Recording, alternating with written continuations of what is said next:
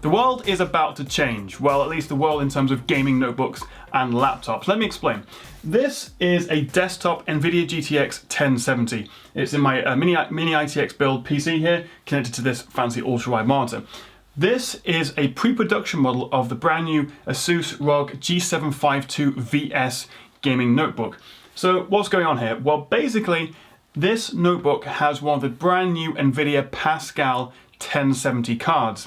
This is the first new generation NVIDIA card we've seen since the likes of 960, 970 and 980M, which came out a couple of years ago.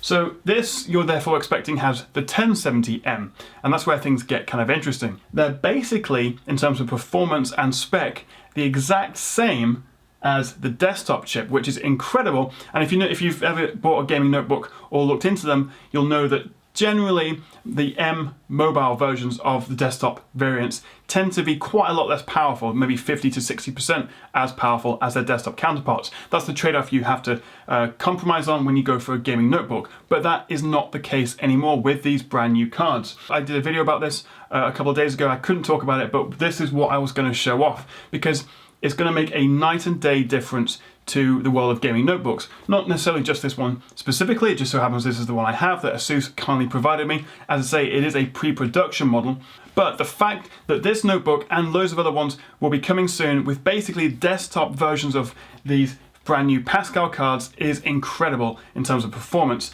and also battery life, but we'll talk about that a little bit later on. So as I'm sure you know, the difference between the last gen Maxwell architecture and this new gen Pascal architecture basically means these new cards like the 1060, the 1070 and the 1080 run faster, cooler, quieter, more optimized for VR, the latest ports, generally all-round better cards. But let's take a look at the specs of the 1070 in this gaming notebook. You'll see that it's got 2048 CUDA cores, 8GB of GDDR5 VRAM, which is going to be great for the high resolution and 4K laptop displays. It's got 64 ROPs and 170 TMUs. Now, what does that all mean? That's all very technical. Well, actually, if we compare it to the desktop, you'll see some pretty interesting differences. On paper, it actually looks like this mobile version is slightly faster, slightly more powerful than the desktop one. But what is probably the case is that the mobile 1070 is just a slightly tuned, slightly customized one that has a slightly lower power consumption probably, so the battery life isn't quite as terrible as it could be on the notebook. So we may see some slightly higher specs on paper, but I suspect in real life it'll translate to pretty much comparable performance, which is just astonishing considering the history of mobile gaming graphics cards. But how do these specs translate to real-world performance? Well, I tested it in a few games. In Hitman, for example, I got an average of 82 frames per second at high settings at full HD. With similar settings in GTA 5, it averaged 103 frames per second. And in Tomb Raider, we got around 98 frames per second on average, again at full HD. Very, very impressive across the board. Now, I keep mentioning the 1070 specifically because that's what's in this laptop and also what I have here in this desktop PC. But also, NVIDIA's announced the 1060 and the 1080, both built on the latest Pascal architecture, both offering massive performance gains over the last generation of cards. But another thing to consider is also the overclocking potential. On gaming notebooks such as this ASUS ROG G752VS, you get some fantastic overclocking software. If I flick on over to the ASUS ROG Gaming Center, you can see all the numbers there, and you can boost it way up. It's very, very well optimized. The software is great for pushing it even further. And the fact that these new cards are built on a newer, smaller architecture, we should be able to get quite a big boost out of them if we overclock them even further. So just great performance gains across the board.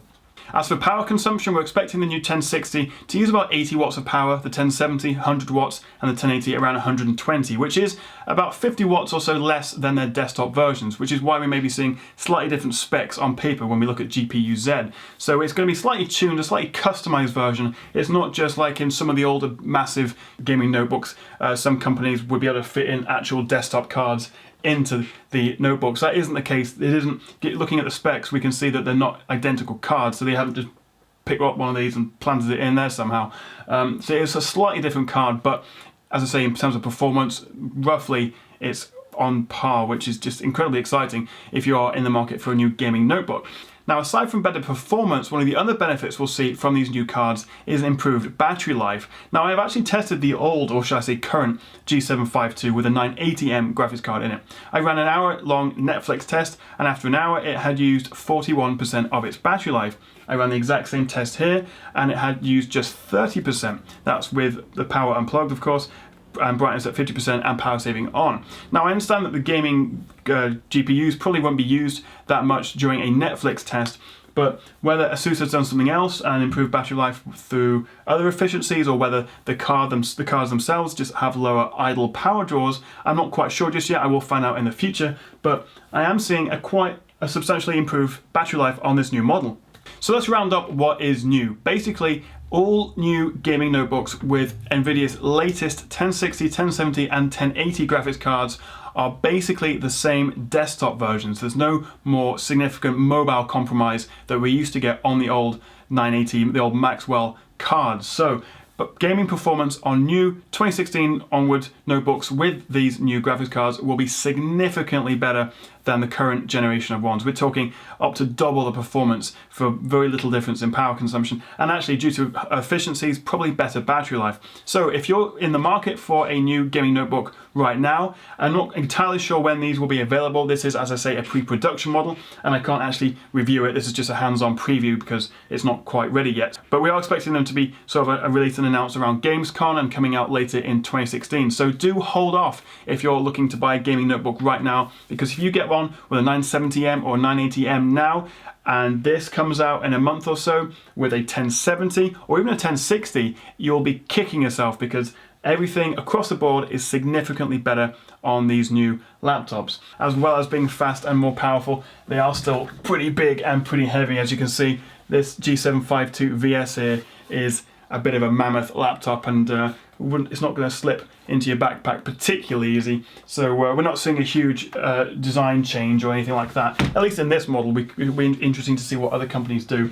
But for performance, it's just night and day difference, so that's going to be really exciting. Anyway, so that's basically all I know for now. I'll keep you updated with pricings and availabilities and reviews and all that business when I can. Thank you very much for watching, guys. Let me know what you think are the new GPUs. Are you looking to buy a new gaming notebook? Does this change things for you? Would you perhaps ditch your old desktop PC in favor of a gaming notebook if it does have desktop sort of performance? Let me know in the comments. Thank you very much for watching, guys. Please do like, share and subscribe if you enjoy my videos, and I'll see you again right here on the Tech Chat.